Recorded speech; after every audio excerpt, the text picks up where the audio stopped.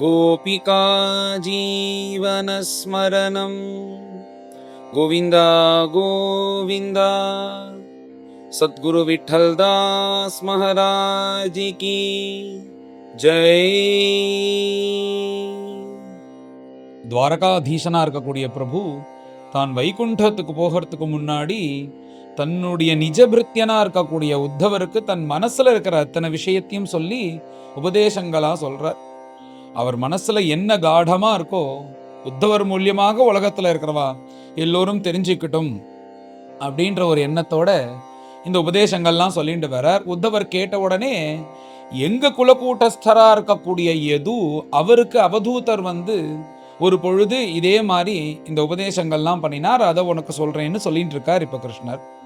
இந்த அவதூதர் எதுக்கு உங்களுக்கு யாரு குரு, எப்படி இந்த நிலையை நீங்க அடைஞ்சேல்னு கேட்ட உடனே, அப்பா எனக்கு ஏதோ ஒரு மகாராஜ் பேர் சொல்லி அவர் குருலாம் சொல்லாதபடிக்கு இந்த உலகத்துல இருக்கக்கூடிய விஷயங்கள் பகவானால சிருஷ்டிக்கப்பட்ட அசையும் பொருள் அசையா பொருள் இவைகள்லாம் இருக்கே, இதுல நிறைய விஷயங்கள் இருக்கு. அதுல 24 பதார்த்தங்கள் அவைகள் எல்லாம் குருவாக நான் நினைச்சுண்டு அதுகிட்டேந்து நிறைய விஷயங்களை கத்துண்டு அதை நான் என் வாழ்க்கையில உறுதிமொழியாக எடுத்துக்கொண்டு அப்படி சாதனையா வைத்துக்கொண்டு தான் இப்படி இந்த நிலைக்கு வந்திருக்கேன். யார்கிட்டேருந்து என்ன தெரிஞ்சுட்டேன் அப்படின்றத உனக்கு நான் சொல்றேன் அப்படின்னு சொல்லிட்டே வரார். இப்படி சொல்லிட்டே வரும்போது 24 குரு அப்படின்னு சொன்னார். அதுல 10 சாதனைகள் 10 குருக்கள் யாருன்னு போன அத்தியாயத்துல வந்துருத்து. பாக்கி இருக்கக்கூடிய 14 இந்த அத்தியாயத்திலேருந்து சொல்ல ஆரம்பிக்கிறார். இந்த அத்தியாயத்துல முதல்ல என்ன சொல்றாருன்னா, அப்பா எல்லாத்துக்கும் காரணம் இந்த இந்திரியம்.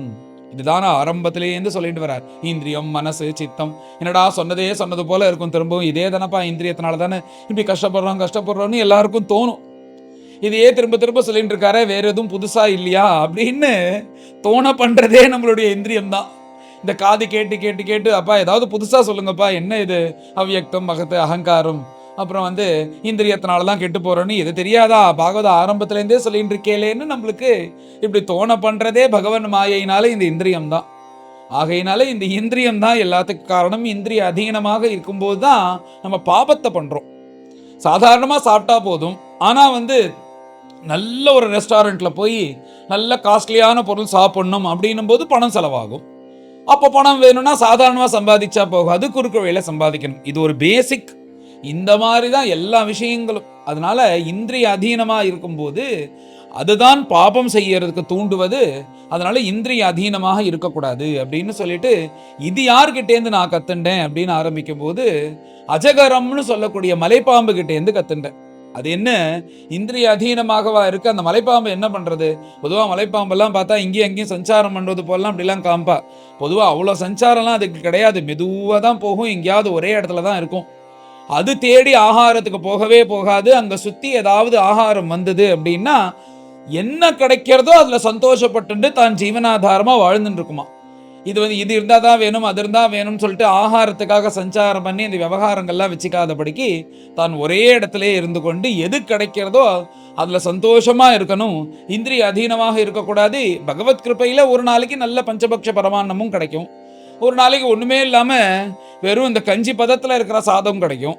இது ரெண்டுமே பகவானுடைய சங்கல்பம் அப்படின்னு நினைத்து கொண்டு இந்திரிய அதீனமாக இருக்கக்கூடாது அப்படின்றது இந்த மலைப்பாம்பு கிட்டேன்னு தெரிஞ்சுட்டேன் அப்படின்னார். இதே விஷயத்த பாண்டுரங்க பக்தர் ஒருத்தர் சொல்ற, பகவான் உன்னை எப்படி வச்சிருக்காரோ அதுல சந்தோஷமா இருக்கு. கபிலோபதேசத்திலையும் அவர் தானே சொல்றார், தெய்வால்லப்தேன சந்தோஷான்னு. இன்னைக்கு பகவான் உன்னை எப்படி வச்சிருக்காரோ அதை நீ சந்தோஷப்பட ஆரம்பிச்சுட்டேன்னா அப்புறம் பொருட்கள்னாலையும் வசதிகள்னாலையும் உனக்கு அது சந்தோஷம் இல்லைன்றதை நீ புரிஞ்சுன்றவ. அது புரிஞ்சுக்கிறதுக்காக தான் எப்படி இருந்தாலும் சந்தோஷப்படணும். ஏன் குடிசையில இருந்தா சந்தோஷமா இருக்க முடியாது, ஏசி ரூம்ல இருந்தா தான் சந்தோஷமா இருக்க முடியுமான்னா இந்திரிய அதீனமா இருக்கும்போது தான். ஆனா இப்படி பகவான் கொடுத்துருக்காருன்னா அதையே நம்ம அக்செப்ட் பண்ணி வாழ ஆரம்பிச்சிட்டோம் அப்படின்னா, இதுலயும் அதுலயும் சமமா பார்க்க ஆரம்பிச்சிட்டோம்னா அப்ப எதுல போனாலும் இதுல நாட்டம் இருக்காது. மனசானது அவன்கிட்ட போகணுன்றதுக்கு தான் இந்த மாதிரி எல்லாம் வருது. இதை நாம தெரிஞ்சுக்கணும்ன்றதுனால தான் சுகதுக்கம் மாத்தி மாத்தி வருது. ஏன் அவர் சிருஷ்டியில சுகத்தை மாத்திரம் கொடுக்கலாமா, அவரால் முடியாதான்னா? சுகத்தை மாத்திரம் கொடுத்தோன்னா பகவான்கிட்ட எப்படி வருவான்? இதை தாண்டி வரணும்னா துக்கத்தையும் கொடுக்கணும், மாத்தி மாத்தி தோஷ தரிசனம் வரும்போது தானே பண்ணுவா. அந்த மாதிரி பகவான் எப்படி வச்சிருக்காரோ அதுல சந்தோஷப்படணும்னு பாண்டுரங்க பக்தன் உத்தம பக்தன், அவருக்கு சாவதாமாலின்னு பேரு. அவர் நித்தியபடி அவருடைய கைங்கரியம் என்னன்னா, அவருக்கு நிறைய தோட்டங்கள் இருக்கு. அந்த தோட்டத்துல பார்த்தா பாதிக்கு பாதி, பாதி வியாபாரத்துக்கு வச்சுருவர், பாதி பார்த்தா பாண்டரங்கனுடைய கைங்கரியத்துக்கு. இப்படி வாழறார் அந்த பக்தர். பாதி பார்த்தா, பாதி தோட்டத்துல பார்த்தா நிறையா இந்த உருளைக்கிழங்கு, வெங்காயம், இந்த கிழங்கு வகைகள், அப்புறம் நிறையா கத்திரிக்காய், வெண்டைக்காய் இவைகள்லாம் போட்டு வச்சிருக்கார்.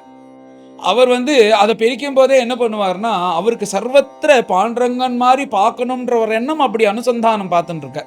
அப்படி பார்த்துட்டே இருக்கும்போது என்ன சொல்றாருன்னா, அந்த வெங்காய பாண்டரங்கனை தூக்கி வெங்காய பாண்டரங்கனோட போடு, அப்புறம் இந்த உருளைக்கிழங்கு பாண்டரங்கனை தூக்கி உருளைக்கிழங்கு பாண்டரங்கனோட போடுன்னு இப்படியே பேசுவார் அவர் பிரிக்கும் போது. அதே மாதிரி உருளைக்கிழங்குக்கு ஒரு பேர் ஹரின்னு வச்சிருப்பாராம், வெங்காயத்துக்கு ஒரு பேர் நாராயணன்னு வச்சிருப்பாராம், வெண்டைக்காய்க்கு விட்டல்னு வச்சிருப்பாராம். அந்த மாதிரி பேர் வச்சியும் கூப்பிட்டு இந்த மாதிரி அதை பிரித்து சர்வத்திர பகவத் தரிசனம் பார்த்துட்டு அதெல்லாம் சந்தைக்கு ஏற்றி அமிச்சிட்டு அவர் பாக்கி பாதி இது முழுக்க துளசி போட்டு வச்சிருக்கார். நித்தியபடி அந்த துளசியை மாலையாக கட்டி பாண்டரங்கருக்கு சமர்ப்பிக்கிறது தான் அவருடைய வேலை.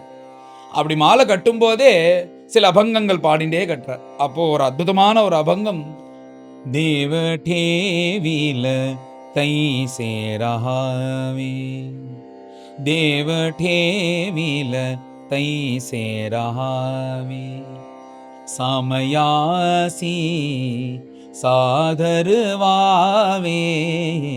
சாதருவாவே, தேவடேவில தை சேரஹாவே. कोन दिवसी बैसोनी हाथीवर, कोन दिवसी पालकी सुभेदार, कोन दिवसी पाया चाचा कर, चालू न जावे, चालू न जावे, देवटेविल தை சேராவே. பகவான் உன்னை எப்படி வச்சிருக்காரோ அது சந்தோஷமா இருக்கு. இந்த அபங்கங்கள்லாம் நித்தியபடி நாம நித்தியானுசந்தானத்துல வச்சுக்கணும். ஒரு நாளைக்கு பார்த்தா கோன திவசி பைசோனி ஹாத்திவரா, உன்ன மாதிரி ஒருத்தவன்டா இந்திரன் சந்திரன் கொண்டாடி உன்னை யானை மேல உட்காத்தி வச்சு உலகமே கொண்டாடி இவன் மாதிரி ஒரு மகத்தான காரியம் பண்ணவா யாருமே கிடையாதுன்னு இப்படி அழிச்சுன்னு போவா. கோன திவசி பாலகி சுபேதார், சில சமயத்துல பார்த்தா அப்பா இந்த மாதிரி மகான் யாரா உண்டா, இந்த மாதிரி மகான் யாரா உண்டான்னு சொல்லிட்டு உன்னை பல்லாக்கிலும் ஏத்தி அவாலே சுமந்துண்டு போவா கடவுள் மாதிரி. கோன திவசி பாயா சாச்சா கர, ஒரு நாள் பார்த்தா ஒத்தனும் பின்னாடி இருக்க மாட்டான், வெறுங்காலோட ரோட்ல நடந்து போயிட்டு இருப்போம். நேத்தி அப்படி போனமே இன்னைக்கு எப்படி இருக்கமே அப்படின்னு நினைக்காதபடிக்கு நாம எப்படி இருக்கோம்னா, சாலு ந ஜாவே, ஏதோ பகவத் சங்கல்பம் நடந்துட்டே இருக்கு, எதுவும் எதிர்பார்க்காதபடிக்கு தேவடேவில தை சேராவே. பகவான் நம்மளை எப்படி வச்சிருக்காரோ அப்படி இருக்கும். தெய்வால்லப்தேன சந்தோஷான அற்புதமாக ஒரே ஒரு வழியில சொல்லிட்டு போயிட்டார் கபிலவாசதேவன். அதை இங்க அவதூதரும் இப்படி சொல்றாராம், என்னன்னா எது கிடைக்கிறதோ அதுல சந்தோஷமா இருக்கணும். இந்த அபங்கம் முழுக்கவே இப்படிதான் இருக்கும். அற்புதமாக சாவதாமலி அவர் பாடிண்டே இந்த துளசி மாலையை கட்டி பாண்டரங்கனுக்கு சமர்ப்பிப்பார். இப்படி சமர்ப்பிச்சுட்டே இருக்கும்போது ஒரு நாளைக்கு சுவாமி பிரத்யட்சமா வரப்போறார் அந்த மாலையை வாங்கிக்கிறதுக்குன்னு அவருடைய சரித்திரம். இந்த மாதிரி இந்த ஏகாதச ஸ்கந்தம் உதாகரணத்தோட சொல்லும் போது இன்னும் கூட அது நம்மளுக்கு ருச்சிகரமா இருக்கும். ஒரே உபதேசங்கள் கொஞ்சம் இதை ட்ரையா கேட்கறவாளுக்கு ரொம்ப பிடிக்கும். ஆனா ரொம்ப மனசுல வாங்கிக்கணும்னா இந்த மாதிரி கதைகளை சேர்த்து சேர்த்து சொல்லும் போது அந்த மகான்கள் அந்த நிலையும் சேர்த்து சொல்லும் போது இன்னும் ருச்சிகரமா இருக்கும். அதனாலதான் இதை சேர்த்துட்டேன். ஆகையினால இந்த சாவதாமாலி சொல்ற என்னன்னா, எது கிடைக்கிறதோ எது பகவான் நம்மளுக்கு கொடுத்துருக்காரோ அதுல சந்தோஷமா இருக்க ஆரம்பிச்சிட்டோம்னா எல்லாமே நம்மளுக்கு ஆனந்தகரமா ஆயிடும். சுகம் துக்கம் எல்லாம் வந்தாலும் ஆனந்தமா இருப்போம், இதுல சம்பந்தப்படாம இருப்போம்னு சொன்னார். அதே தான் இங்க அவதூதர் சொல்ற. சாவதாமாலி இது மாத்திரம் சொல்லாம நம்மளுக்கு ஆறுதலாக இன்னொன்னு வேற சொல்றாரு, அதையும் சொல்லிடுறேன். கோன திவசி ஹாயில சத்குருச்சி கிருபா, கோன திவசி சுகதி ஜன்மாச்யா खेपा, கோன திவசி சாவத்யாச்சா பாபா, दर्शन द्यावे दर्शन द्यावे, தேவடேவில தை சேராவே. நீ இப்படி மாத்திரம் இருந்துட்டே இருந்தேன்னா ஒரு நாளைக்கு என்ன நடக்கிறதுனே தெரியாது, உனக்கு விவேகம் வைராக்கியம் இப்படி இந்த பாதையில போயிட்டே இருந்தேன்னா சத்குரு கிருபா, அந்த சித்த சுத்தி ஏற்பட்டு அப்படி குரு உபதேசம் பண்ணும்போது எல்லா இடத்துலையும் பகவான் பார்க்கக்கூடிய அந்த ஞானமானது உனக்கு வந்துடும்.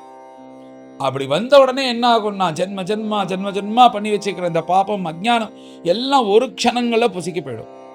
அப்படி பொசுங்கினதுக்கு அப்புறம் அந்த பரபிரம்மத்தோட ஐக்கியமாக சேர்ந்துடலாம். அந்த பரபிரம்மத்தோட ஐக்கியமா சேர்ற பர்யந்தம் அதுக்கு சாதனையா என்ன சொல்றாருன்னா இந்த தெய்வால் லப்தேன சந்தோஷான்னு சொல்றாருன்னு கபில வாசுதேவன் அதுதான் இங்க சொல்றார். தேவடேவில தை சேரா, எப்படி உன்னை கடவுள் வச்சிருக்காரோ அதுலயே இருந்து கொண்டு எதுலையும் சம்பந்தப்படாதபடிக்கு உன்னுடைய சாதனை முக்கியம்னு இருந்துன்று அப்படின்னு அற்புதமாக வர்ணிச்சிருக்கார் இந்த சாவதாமாலி. இதை தான் இந்த அவதூத கீதையில அவதூதரும் சொல்றார். நமக்குன்னு இந்த இந்திரிய சுகத்தை எதுவும் எதிர்பார்க்காதபடிக்கு ஒரு மலைப்பாம்பு போல, இந்த மலைப்பாம்பு எது கிடைச்சாலும் அதுல சந்தோஷப்பட்டுன்னு ஆகாரம் பட்டு இருக்கோ, அந்த மலைப்பாம்பு கிட்டேன்னு நான் இதை கத்துண்டேன்னு இந்த அடுத்த யாரெல்லாம் பார்த்து கத்துண்டாரோ அவளை குருவா நினைச்சுட்டு அடுத்த சொல்லிகிட்டே வர. அடுத்ததாக இந்த சமுத்திரத்தை பத்தி சொல்ற. சமுத்திரம்னா இந்த சமுத்திரம் அந்த கரையில தான் இந்த வாயு சஞ்சாரத்தினால அலைகள் வருமே தவிர, நாம் ஒரு 2 கிலோமீட்டர் 3 கிலோமீட்டர் உள்ளே போனோம்னா அந்த சமுத்திரம் இருக்கா இல்லையான்னே தெரியாது, அது பாட்டுக்கு இருந்துட்டு இருக்கும். அது எப்பயாவது ரொம்ப இந்த காற்று இந்த மாதிரி வரும்போது தான் அது சஞ்சலம் ஏற்படுமே தவிர, எப்பயுமே சாந்தமாக அது இருக்கா இல்லையான்னே தெரியாது, எப்படி தானே இருக்கும். அப்படி இருக்கு பாவம், இது எதுவுமே சாந்தமாக இருக்கு, அது பாவம் இருக்கா இல்லையானே தெரியலன்னு டப்புன்னு நம்ம குதிச்சோம்னா அதுல அவ்வளவுதான் முடிஞ்சது.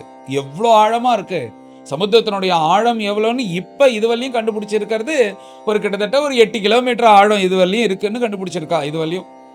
அப்படின்னா 8 கிலோமீட்டர் நம்ம கீழே போற வரையும் இந்த சமுத்திரம் ஆழமா இருக்குன்னா அந்த சமுத்திரம் எவ்வளோ ஆழமானது, அந்த ஜலமானது எவ்வளோ டாமினேட் பண்றது நம்ம பூமியை. இதுக்கும் பார்த்தா விஞ்ஞானிகள்லாம் சொல்லும்போது இந்த சூரிய வெளிச்சமானது மேலே ஒரு 2-3 கிலோமீட்டர் வரையும் தான் இருக்கான். இப்போ ஏற்பட்ட பிரகாசிச்சுட்டு இருக்கிற சூரியனுடைய வெளிச்சமே 2-3 கிலோமீட்டர் பர்யந்தம் தான் இருக்கு. அதுக்கப்புறம் உள்ள போக போக போக எப்பொழுதுமே 24 மணி நேரம் 365 நாளும் இருட்டு தான். அந்த இருட்டுலையும் ஜலம் இருக்கு, 8 கிலோமீட்டர் ஆழ்ந்ததாக இருக்கு. இவ்வளோ ஆழமா இருக்கக்கூடிய சமுத்திரம், அப்படி அவ்வளோ பிரபாவம் இருக்கக்கூடிய சமுத்திரம் நினைச்சா என்ன வேணா பண்ணலாமே, வெளில வந்தா எல்லா நகரங்களையும் அடிச்சுன்னு போகலாம்ல. ஆனா இத்தனை பிரபாவத்தை வைத்து கொண்டும் அதை எப்பொழுதும் சாந்தமா இருக்கு பார்த்தேரா, அது சாந்தமா எப்பொழுதும் இந்த சமுத்திரம் இருக்கணும். ஆனா அதனுடைய ஞானம் அதனுடைய ஆழம் பார்த்தா அகாதமா இருக்கு. அதனால சமுத்திரத்துக்கிட்டேருந்து நான் என்ன தெரிஞ்சுட்டேன்னா எல்லா விஷயத்தையும் தெரிஞ்சுக்கணும். தெரிஞ்சுட்டு எனக்கு அது தெரியும் இது தெரியும்னு எல்லாட்டும் சொல்லி தாம்பிகம் பண்ணாதபடிக்கு நம்மள்கிட்ட எல்லாம் இருந்தாலும் தேவைப்படும் போது அதை பேசிட்டு சமுத்திரம் போல அகாத போதமா இருக்கணும்.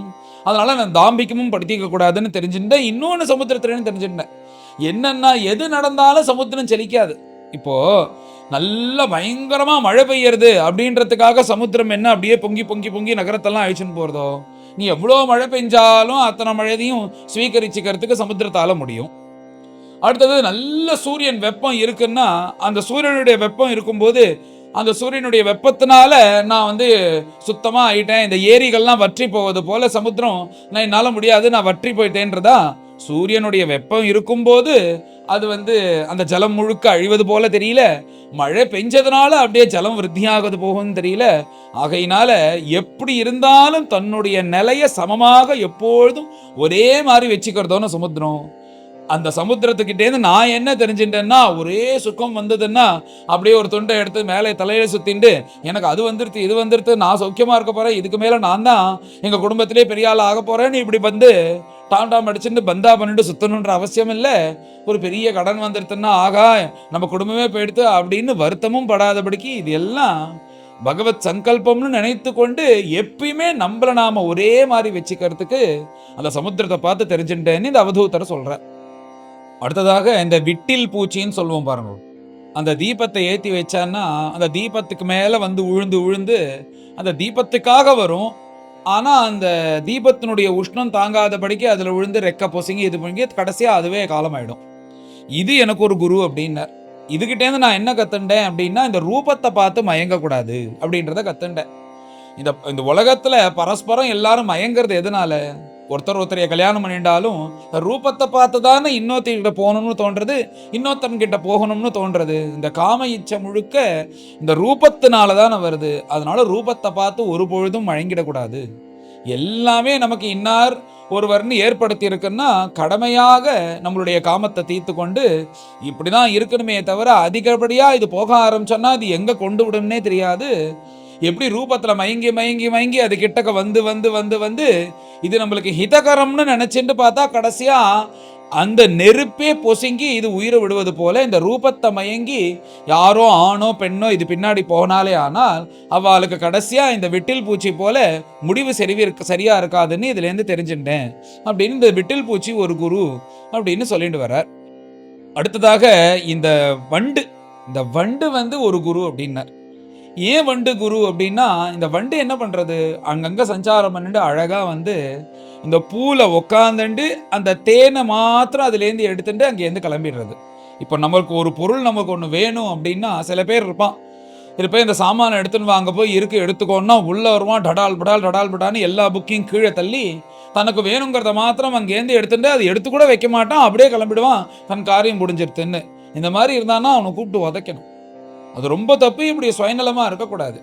இந்த வண்டு ரொம்ப முக்கியமா இருக்கக்கூடிய தேன் எடுக்க வரும்போது போட்டு அந்த பூவை போட்டு நசுக்கி அதை அப்படியே மேல வந்து அதை பார்க்கறதுக்கே விகாரமா பண்ணி அதை ஹிம்சப்படுத்தி எடுத்துக்கவே இல்லையோன்னும். அது வர்றது அழகா, அது வர்றதும் தெரியல, உட்கார்றதும் தெரியல, அந்த பூக்கு எந்த ஹானியும் கொடுக்காதபடிக்கு தனக்கு வேணுங்கிற அந்த தேனை மாத்திரம் எப்படி எடுத்துன்னு போறதோ அதே மாதிரி இந்த சம்சார வாழ்க்கையில தனக்கு வேணுங்கிறத மாத்திரம் நல்லதை மாத்திரம் எடுத்துக்கணும் அப்படின்றத நான் இதுல இருந்து தெரிஞ்சு கொண்டேன் அப்படின்னார். இப்போ இவர் வந்து அவர் நிலையில சொல்றார், இதை நம்ம வாழ்க்கையில இம்ப்ளிமெண்ட் பண்ணணும் அப்படின்னா இப்போ பத்னி புத்திராதிகள் எல்லோருக்கும் தேவை.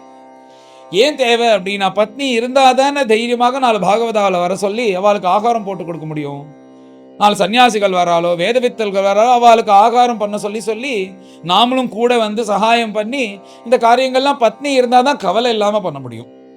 அடுத்ததாக ஒரு புத்திரன் இருந்தால் தானே நம்ம அழகா பஜனை பண்ணும்போது இந்த ஒரு வாத்தியம் வாசின்னு அவன்கிட்ட கொடுத்தா அப்படியே தட்ட ஆரம்பிச்சா கொஞ்ச நாள்ல பெரிய வித்வான் மாதிரி வாசிக்க ஆரம்பிச்சிருவான், பாடுவான், ஹார்மோனியம் வாசிப்பான், எங்க போனாலும் சிஷ்ரூஷைக்கு வருவான். இந்த மாதிரி நல்ல ஒரு அமைஞ்ச ஒரு குடும்பம் இவர் இப்படி கிளம்பினாலே எல்லோருக்கும் அனுகூலமாக ஆகாரத்தை பண்ணிட்டு நன்னா பாடிண்டு அவருக்கு எல்லா விதத்திலையும் சகாயம் பண்ணக்கூடிய ஒரு மனைவி, அதே போல புத்திரனும் எல்லா விதத்திலையும் பாடிக்கொண்டு அவருக்கு சகல சிஸ்ரூஷையும் பண்ணிட்டு இருக்கிற இந்த குடும்பம் இப்படி ஒன்று குடும்பம் அமைஞ்சிடுத்துன்னா அதை விட ஒரு சொர்க்கம் உண்டா, அதை விட ஒரு வைகுண்டம் உண்டான்னு ஏகநாதர் சொல்றார். ராத்திரந்திவச மனரங்கலே ஹரிச்சரணி சித்த ஜடலே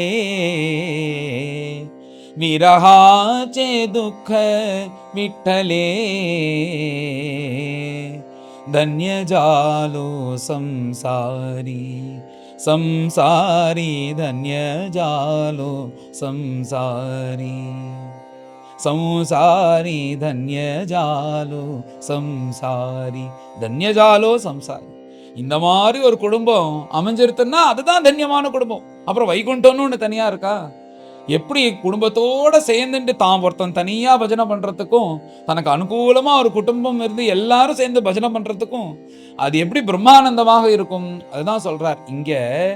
இதேதான் அவதூத்த சரியில இருக்கக்கூடிய அவதூத்தர் சொல்றார், இந்த குடும்பத்திலையும் வாழ்ந்துட்டு அவாகிட்ட பிரியமா இருப்பா எல்லாரும். ஏன் பிரியமா இருப்பான்னா இந்த மாதிரி பாகவத கைங்கரியத்துக்கும் பகவத் சேவைக்கும் அந்த குடும்பம் அனுகூலமா இருக்கும்போது அந்த வண்டு போல அதுக்கு வேணுங்கிறத மாத்திரம் எடுத்துட்டு ஹிம்சை பண்ணாம போறத அதே மாதிரி தனக்கு வேணுங்கிறது போல பிரியமாக இருப்பா. ஆனா அவ பிரியம் முழுக்க இவ பண்ணக்கூடிய இந்த கைங்கரியத்தினால இப்படி இருக்கணும்ன்றதே இந்த வண்டு கிட்டேன்னு தெரிஞ்சுட்டேன் அப்படின்னு சொல்ற. அடுத்ததாக தேனீக்கள், அது எனக்கு ஒரு குரு, அதுட்டேருந்து சில விஷயங்கள் கத்துண்டேன்னு சொல்ற. தேனீக்கள் கிட்டேருந்து என்ன கத்துண்டேன்னா அது வந்து எவ்வளோ கஷ்டப்பட்டு அத்தனை தேனையும் ஸ்வீகரித்து தன்னுடைய அந்த தேன் கூடலை வந்து அது வந்து தன் வாக்கிலேருந்து அதை துப்பி அதுக்கப்புறம் அதை இந்த மாதிரி கஷ்டப்பட்டு கஷ்டப்பட்டு கஷ்டப்பட்டு சேகரித்து கொண்ட அந்த அத்தனை தேனையும் அதில் வச்சுன்னு இருக்கு. அதுலேயே அப்படியே இருந்துட்டு இருக்கு. அதனால அதுக்கு ஏதாவது பிரயோஜனம் இருக்கோ? அதே பரிபூர்ணமா அதை வச்சுட்டு அது எங்கேயாவது மார்க்கெட்ல கொண்டு வந்து வித்து தனக்கு வேணுங்கிறது வாங்கிட்டு சௌக்கியமா இருந்து ஏதாவது பண்ண முடியறதோ? அதுவும் இல்லை. இப்படி இத்தனை கொண்டு வந்து சேர்த்து அது என்ன ஆகுதுன்னா அப்படியே இருந்து இருந்து இருந்து எங்கேருந்தோ ஒருத்தன் வரான், ஒரு மனுஷன். அது மேலே வந்து ஒரு நெருப்பு பந்தத்தை காமிச்சு அது எல்லாத்தையும் அங்கேருந்து துரத்திட்டு அந்த கூடை மாத்திரம் எடுத்துட்டு அதுலேருந்து புழிஞ்சு உயர்ந்த தேனை எடுத்துன்னு போயிடுறான். ஆகையினால இதுல நான் என்ன தெரிஞ்சுட்டேன்னா, இப்படி சேர்த்து வச்சு சேர்த்து வச்சு சேர்த்து வச்சு எதுவும் அனுபவிக்காம, தானம் பண்ணாம, தர்மம் பண்ணாம இப்படி சேர்த்து வைக்கிறது எவனோ ஒருத்தன் அனுபவிச்சுன்னு போப்பாரான்ற இதுலேருந்து தெரிஞ்சுட்டேன். அதுக்கும் மேல தேவைக்கு அதிகமா சம்பாதிக்கிறதே அது நம்ம இந்த வாழ்க்கையில போறவனுக்கு ரொம்ப தேவையில்லாத விஷயம். தேவையோட என்ன வேணுமோ அதை சம்பாதிச்சுட்டு பாக்கி எல்லாத்தையும் தான தர்மத்தை பண்ணிட்டு துண்டை எடுத்து தோல்ல போட்டுட்டு சிவசிவான்னு போயிட்டே இருக்கணும்ன்றது இதுன்னு தெரிஞ்சுட்டேன். சேர்த்து வைக்க யாரோ ஒருத்தர் எடுத்துன்னு அனுபவிச்சுன்னு போறா. இது சேர்த்து வைக்கணுன்றதுக்காக என்னுடைய அரிதான இந்த சமயம் மனுஷ ஜென்மா இருக்கே, இதை முழுக்க இதுல விருத்தாவாக போய் இன்னைக்கோ ஒரு நாள் படுத்த படுக்கையா இருக்கும்போது யாரோ அதை அனுபவிச்சுட்டு போப்பாரா, இகமும் இல்லை பரமும் இல்லைன்னு சொல்லிட்டு வீணா போறேன். இது வந்து தேனீகிட்டேந்து கத்துண்டேன். ஆகையினால நம்மளுடைய சாதனம் ரொம்ப முக்கியம். நம்ம வந்து பணம் சொத்து சேர்க்கறதுல மனசு வைக்க கூடாதுன்றது தெரிஞ்சுட்டேன்னு சொல்றேன். அடுத்ததாக யானை. இந்த யானை கிட்டேருந்து ஒரு விஷயத்த தெரிஞ்சுட்டேன். இந்த உலகத்துல இருக்கிறவா எல்லாரும் ஆத்மனஸ்து காமாய சர்வம் பிரியம் பவதி அப்படின்னு உலகத்துல இருக்கிறவா எல்லாருக்கும் தன்மேலதான் முதல்ல ஆசை. தனக்கிட்ட பிரியமா இருக்கிறதுனாலதான் அதை வச்சு பத்னி புத்திராதிகளோ எல்லார்கிட்டையும் வந்து ஆசை இருக்கு. அனுகூலமா ஒரு பத்னி இருக்கான்றதுனால தானே அந்த பத்னிக்கு நகை வாங்கி கொடுக்கறது, இது பண்றது எல்லாத்தையும் பண்றோம். அனுகூலமா ஒரு பர்த்தா இருக்கான்றதுனால தான் அவரை பார்த்து பார்த்து கவனிக்கிறது, ஒரு காஃபிக்கு 4 காஃபியா குடிக்கிறது, உங்களுக்கு பத்தாதுன்னு இன்னும் ஆகாரத்தை நிறையா போட்டு அவரை போஷிக்கிறதுக்கெல்லாம் என்ன காரணம்னா அனுகூலமா இருக்கார். உனக்கு வேணுங்கிறத வாங்கி தரார், உன்னை வந்து சுதந்திரமா வச்சிருக்காருன்றதுனால பிரியம். அதே மாதிரி உனக்கு வேணுங்கிறத பண்ணி போடுறா, அவனால உனக்கு நிறைய உபயோகம் இருக்குன்றதுனால தான் நீ அவளுக்கு பண்ணி போடுற. இந்த மாதிரி உலகத்துல எல்லாமே அப்படிதான். அப்படி அவளால உபயோகம் இல்லைன்னா அது வந்து சித்வாலன்னா முடிஞ்சிடுறது, பொண்ணு டிவோர்ஸ் ஆயிடுறது, அப்பாவே பையன் மேல கேஸ் போடுறான், இப்படின்னா இருக்கு. அதனால ஆத்மனஸ்து காமாயே சர்வம் பிரியம் பவதின்றத பார்த்தா இந்த யானை கிட்டேருந்து தெரிஞ்சுட்டேன். இந்த யானை அது பாட்டுக்கு போயிருக்கலாம், இந்த ஸ்திரீ சுகத்துக்காக இப்படியே வந்து அந்த ஸ்திரீ யானை போய் இப்படி தடவணும்ன்றதுக்காக வந்து அந்த ஸ்பரிச சுகத்துக்காக அந்த யானை என்ன பண்றது, அது குழியில விழுந்துடுறது. குழியில விழுந்தா அவ்வளவுதான். அதுக்கப்புறம் இந்த எஜமானனா அதை வெளில எடுத்துன்னு வந்தாதான் உண்டே தவிர அது பர்யந்தம் அதிலே கஷ்டப்பட்டு இப்படி இந்த யானை அது பாட்டுக்கு போயிருந்திருக்கலாம். இந்த ஸ்திரீ சுகம், இந்த ஸ்பர்ஷ சுகம், இந்த மாதிரி இந்த சுகத்தை அனுபவிக்கணும்னு வந்து தனக்கு தானே வந்து இந்த இடைஞ்சல் பண்ணிக்கிறது. ஆகையினால உனக்கு வர இடைஞ்சல் ஏதோ வெளிலேந்து வருதுன்னு நீ நினைக்கிற. ஆத்மனைவ கியாத்மனோ பந்து, நீ தான் உனக்கு பந்து. இதெல்லாம் பார்த்து ஏமாந்து போய் விழுந்துட்டேன்னா திரும்பி பார்க்கறதுக்குள்ள அத்தனை ஆயுசும் போயிடும். அதனால இந்த யானை கிட்டேருந்து நான் என்ன கத்துட்டேன் அப்படின்னா, எனக்கு நான் தான் வந்து சத்ரு. இப்படி வந்ததுனால தானே அந்த புதற்குழியில் விழுவது போல சம்சாரன்ற புதற்குழியில் விழுந்து இவா பிரியமா இருக்கான்னு வீணா போயிடுறேன். ஆகையினால நான் தான் இதுல விவேக விஞ்ஞானத்தோடு இருந்துட்டு கடமைக்காக எல்லாத்தையும் செஞ்சுட்டு இப்படி நான் இருக்கணும்னு இதில் ஏமாந்து போய் புதற்குழியில விழுவது போல, இந்த யானை விழுவது போல நாமளும் விழக்கூடாது அப்படின்றத தெரிஞ்சுட்டேன்னு இந்த யானை ஒரு குரு அப்படின்னு சொல்றேன். அடுத்ததாக வேடன். அந்த வேடன் மூலியமாக நான் ஒன்று தெரிஞ்சுட்டேன். வேடன் மூலியமாக என்ன தெரிஞ்சுட்டேன்னு நீ கேட்குறியா? அவங்ககிட்டையும் தெரிஞ்சிக்க வேண்டியது இருக்கு. அந்த வேடன் என்ன பண்றான் அப்படின்னா, அந்த மான்களையோ அந்த சாதுவான மிருகத்தை பிடிக்கணும்னா அவன் அதுக்கு ஹிதம் பண்ணுவது போல ஒரு குரல்ல பாடுவானா. அந்த குரலை கேட்டவுடனே ஏதோ நமக்கு நல்லது நடக்க போகுதுன்னு நினைச்சிட்டு அந்த பக்கமா வந்த அந்த மானை அவன் போட்டிருக்கிற அந்த வலையில மாட்டின்றோம். அப்படி மாட்டி அதை பிடிச்சின்னு அதுக்கப்புறம் எடுத்துன்னு போவான். இது வேடன் கிட்டேருந்து கத்துண்டேன். ஏன்னா இந்த உலகத்துல நாம இருக்க ஆரம்பிச்சோம்னா நம்மள எல்லோரும் இந்த புகழ்ச்சினாலேயே நம்மள நாசம் ஆக்கிடுவா. சாதாரணமா இருந்துட்டு இருப்பான், திடீர்னு இது கொஞ்சம் பெரிய ஆளா ஆக ஆரம்பிச்சிருவான். இப்போ உதாரணத்துக்கு சொல்லணும்னா, ஏதோ கதை சொல்லிட்டு இருக்கவர் திடீர்னு நிறைய பேர் அவரை வந்து ஃபாலோ பண்ண ஆரம்பிச்சிட்டான்னா என்ன ஆகும், அப்படியே வந்து எல்லாரும் புகழ ஆரம்பிச்சிருவா. நீங்க நன்னா சொல்றேன், நன்னா பண்றேன், அது பண்றேன், இது பண்றேன்னு. இந்த புகழ்ச்சியை கேட்க கேட்க கேட்க கேட்க என்ன பண்ணுன்னா அந்த புகழ்ச்சி நம்மளை அடிமையாக்கிடுமா. அப்படி கேட்டு கேட்டு கேட்டு கேட்டு என்ன பண்ணுவான்னா அதுக்கப்புறம் அதுக்கு மேல இருக்கக்கூடிய அத்தியாத்ம விஷயத்த கோட்டா விட்டுட்டு தான் ஏதோ பெரிய குருஜின்னு உட்காந்துட்டு எல்லாருக்கும் ஆசீர்வாதம் பண்ணிட்டு இப்படி இருந்துட்டு ஆசீர்வாதம் பண்றது தப்பு கிடையாது. ஆனா நாம நம்ம சாதனையை விடக்கூடாதுன்றது தான் இங்க முக்கியம். அதனால அதுலயே இருந்துட்டு இந்த புகழ்ச்சினால நாம தான் பகவான் நினைச்சுட்டு தன்னையே பகவான் மாதிரி பார்த்துக்கொண்டு நான் தான் எல்லாருக்கும் அனுகிரகம் பண்ணேன்னு இதுல நின்னுடும் அவளுடைய சாதனமானது.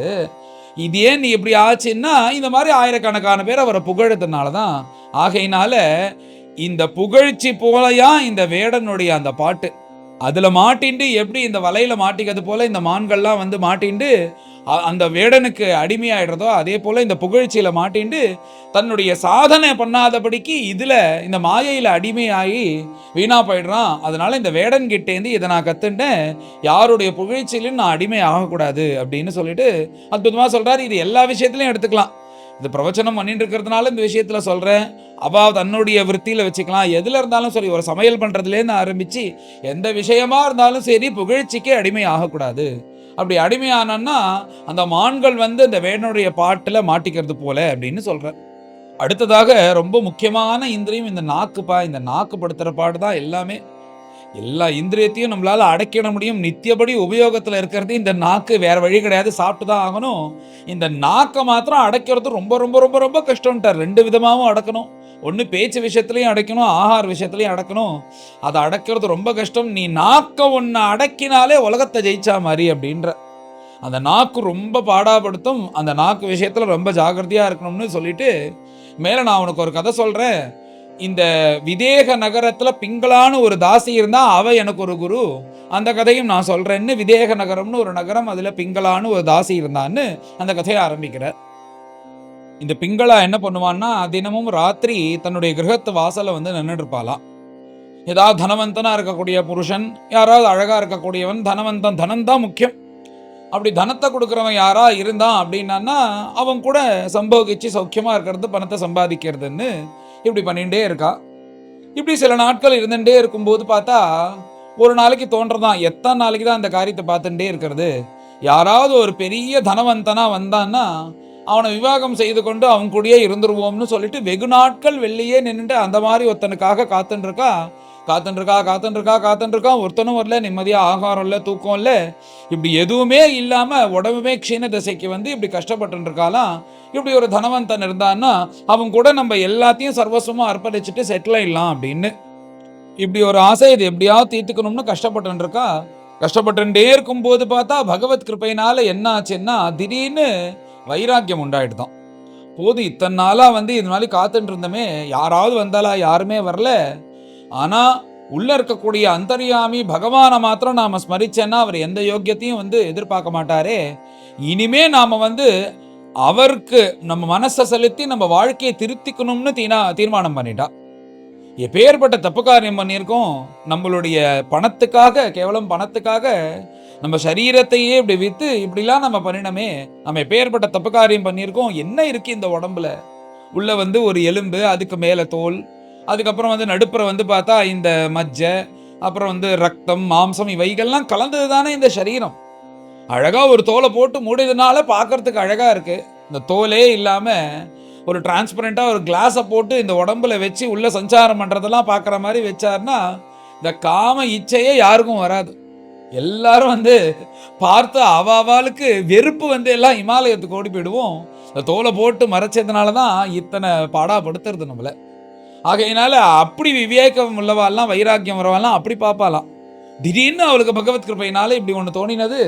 ஆகையினால இதில் உடம்புல என்ன இருக்கு, இனிமே கொண்டு பகவானுக்கு தான் என்னுடைய சர்வஸ்வமும். நாம வந்து இந்த பாழுங்கிணறுல விழுந்து இப்படி வீணா போயிட்டோமே.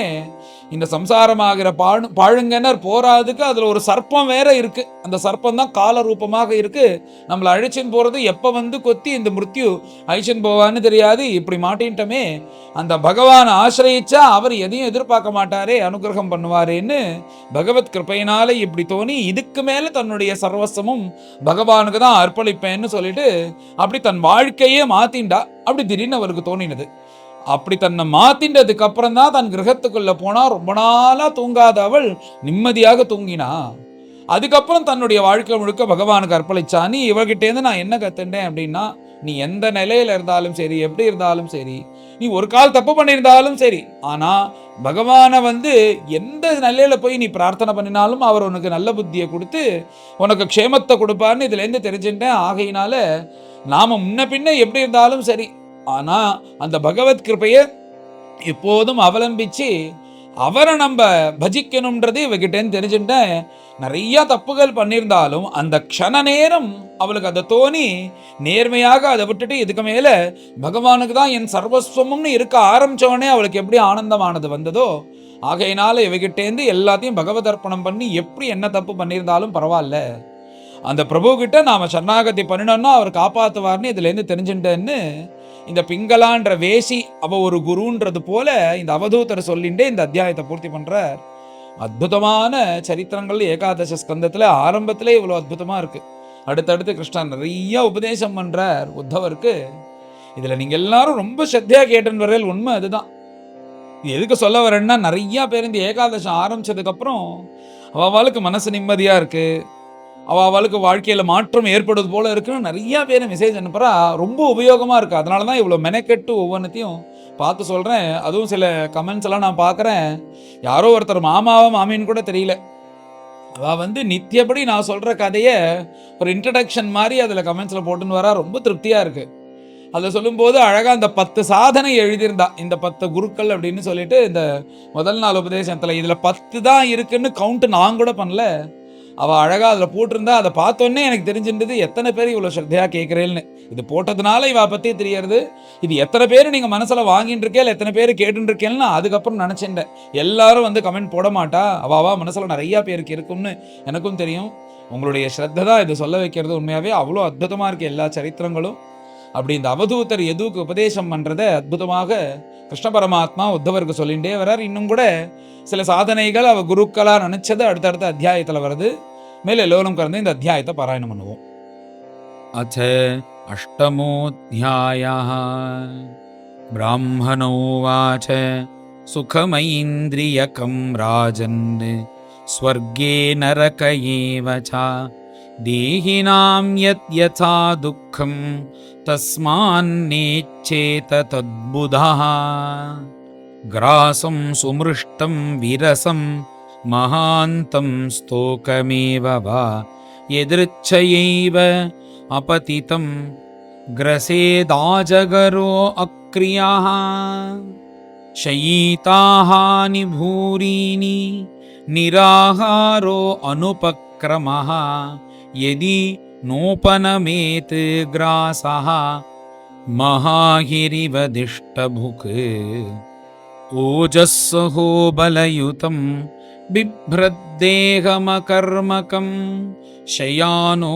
वीतनिद्रश्च नेहतीन्द्रियवानपि मुनिः प्रसन्नगम्भीरो दुर्विगाह्यो दुरत्ययः अनन्तपारोह्यक्षोभ्यः स्तिमितोदयिवार्णवः समृद्धकामो हीनो वा नारायणपरो मुनिः नोत्सर्पेत न शुष्येत सरिद्भिरिव सागरः दृष्ट्वा स्त्रियं देवमायां तद्भावैः अजितेन्द्रियः प्रलोभितः पतत्यन्धे तमस्यग्नौ पतङ्गवत् योषित् हिरण्य आभरण अम्बरादिद्रव्येषु मायारचितेषु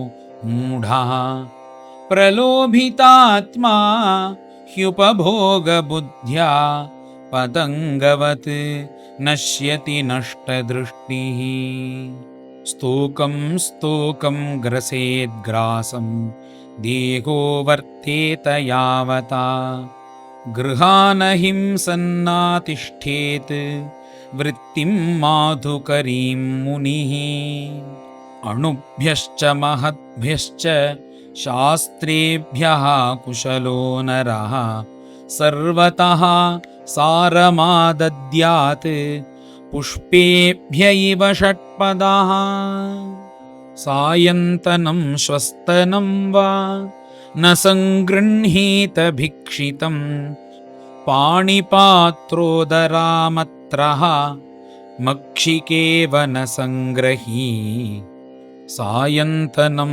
श्वस्तनं वा न सङ्गृह्णीत भिक्षुकः मक्षिका इव सङ्गृह्णन् सह तेन विनश्यति कदापि युवतीं भिक्षुः न स्पृशेत् दारवीमपि स्पृशन् करीव बध्येत करिण्या अङ्गसङ्गतः नाधिगच्छेत् स्त्रियं प्राज्ञः कर्हिचित् मृत्युमात्मनः बलाधिकैः सहन्येत गजैः अन्यैः गजो यथा न देयं नोपभोग्यं च लुब्धैर्यद् दुःखसञ्चितं भुङ्क्ते तदपि तच्चान्यः मधुहेव अर्थविन्मधु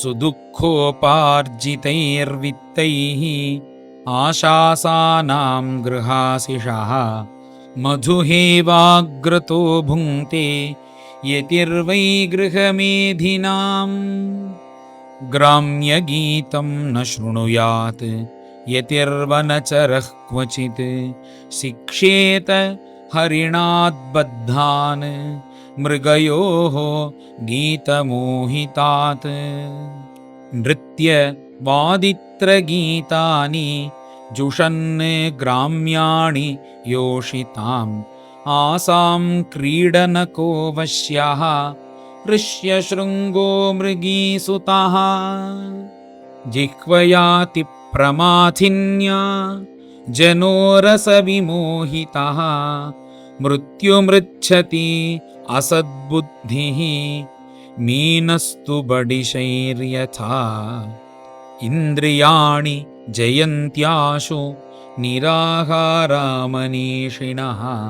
वर्जयित्वा तु रसनं तन्निरन्नस्य वर्धते तावत् जितेन्द्रियो न स्यात् विजितान्येन्द्रियः पुमान् न जयेत् रसनं यावत् जितं सर्वं जिते रसे पिङ्गळानामवेश्यासीत् विदेहनगरे पुरा तस्या मे शिक्षितं किञ्चित् निबोध नृपनन्दना सा स्वैरिण्येकदा कान्तं सङ्केत उपनेष्यति अभूत्काले बहिर्द्वारि बिभ्रति रूपमुत्तमम् मार्ग आगच्छतो वीक्ष्य पुरुषान् पुरुषर्षभा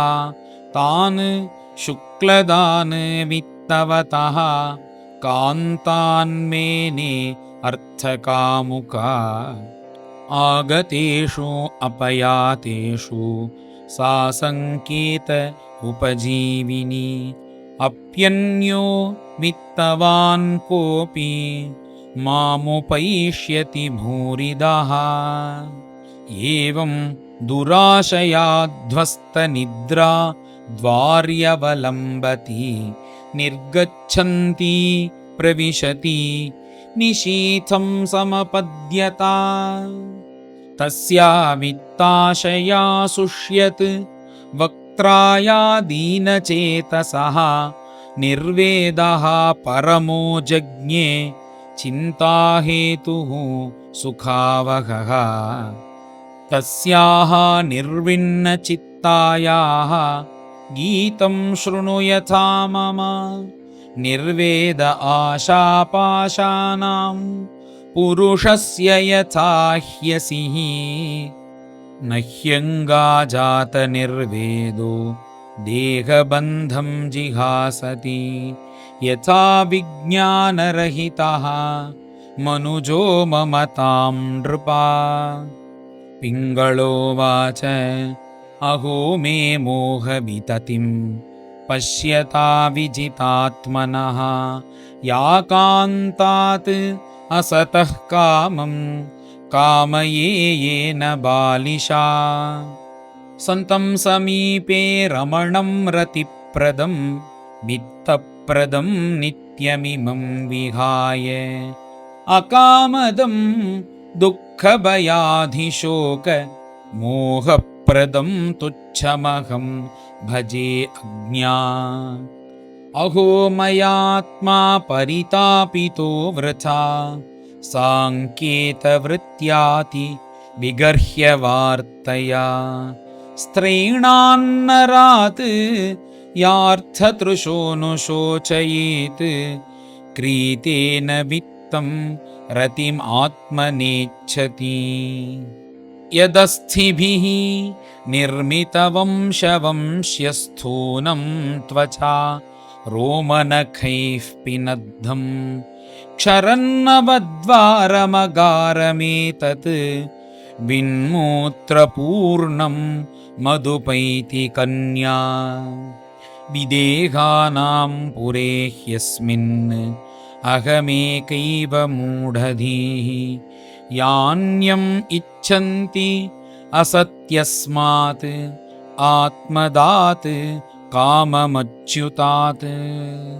सुहृत् प्रेष्टतमो नाथ आत्मा चायं शरीरिणां तं विक्रीय आत्मनैवाहं रमे अनेन यथा रमा कियत् प्रियं ते व्यभजन् कामाये कामदानराः आद्यन्तवन्तो भार्यायाः देवा वा कालविद्रुताः नूनं मे भगवान् प्रीतः विष्णुः केनापि कर्मणा निर्वेदोऽयं दुराशायाः यन्मे जातः सुखावहः मैवं स्युः मन्दभाग्यायाः